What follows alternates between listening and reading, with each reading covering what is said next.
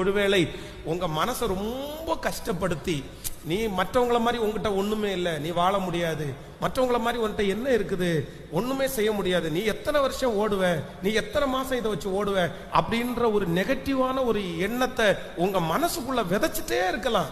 ஆனா கர்த்தர் என்ன சொல்றார், நீ அதெல்லாம் ஒன்னையும் பார்க்காத. அவனுக்கு 1000 இருக்கலாம் அவனை தூக்கி விடுறதுக்கு. ஆனா கர்த்தர் சொல்றார், உங்களுக்கு கையளவு மேகம் இருந்தா போதும். கர்த்தர் வாக்கு கொடுப்பாரானால் கையளவு மேகம் பார்த்தால் போதும், பெருமழையின் இரைச்சல் தேடி வரும், பெரு வெள்ளம் தேடி வரும். கர்த்தருடைய ஆரம்பம் எப்பொழுதும் அற்பமாய் தான் இருக்கும்.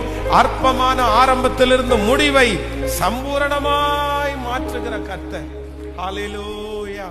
கைகளை எல்லாரும் உயர்த்தி சொல்லுங்க, என்னுடைய ஆண்டவரே, என்னுடைய அந்த கொஞ்சத்தை கர்த்தர் ஆசீர்வதிக்கிறதற்கு எங்க வீடு எனக்கு கொஞ்சம் வருமானம் தான் ஆண்டவரே இருக்குது, அதை பிளஸ் பண்ணுங்க ஆண்டவரே.